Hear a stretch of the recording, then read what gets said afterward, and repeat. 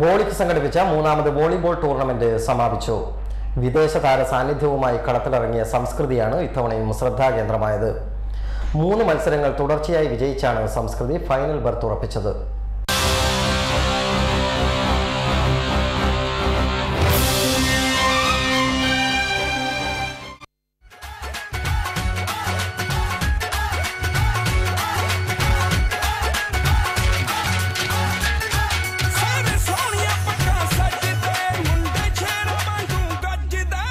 തുടർച്ചയായി 3 കളികളും ജയിച്ചാണ് സംസ്കൃതി വോളിക് കപ്പിന്റെ ഫൈനലിൽ ഇടം നേടിയത്. തീപാറിയ ആദ്യ മത്സരത്തിൽ തന്നെ ആക്രമണ കൊടുങ്കാറ്റഴിച്ചുവിട്ട സംസ്കൃതി ടീമിന് മുന്നിൽ KMCC തകർന്നടിയുന്നതാണ് കണ്ടത്.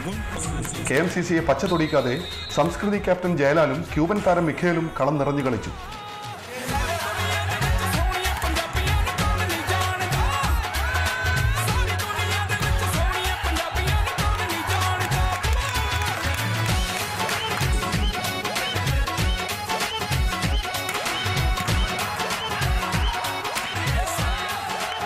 മൊറോക്കൻ താരം അഷ്ദാദിയുടെ പോരാട്ട വീരം കൂടി ചേർന്നപ്പോൾ KMCC ശരിക്കും വെള്ളം കുടിച്ചു.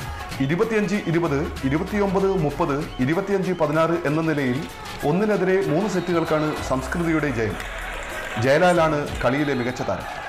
ഒന്നാം കളിയിലെ 2ാം മത്സരത്തിൽ ഫാസ് കുറ്റ്യാടി ഇൻകാസിനെ പരാജയപ്പെടുത്തി.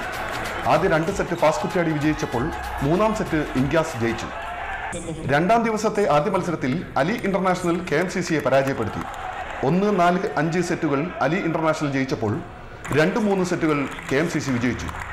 ഫാസ് കുറ്റ്യാടിയും സംസ്കൃതിയും തമ്മിൽ നടന്ന 2ാം മത്സരത്തിൽ 1-3 സെറ്റുകൾക്ക് സംസ്കൃതി വിജയിച്ചു. 3ാം ദിവസം അലി ഇന്റർനാഷണലിനെ പരാജയപ്പെടുത്തിയാണ് സംസ്കൃതിയുടെ 3ാം ജയം. ഇതോടെ കഴിഞ്ഞ തവണത്തെ ചാമ്പ്യന്മാരായ സംസ്കൃതി ഫൈനൽ ബർത്ത് ഉറപ്പിച്ചു. Sports desk.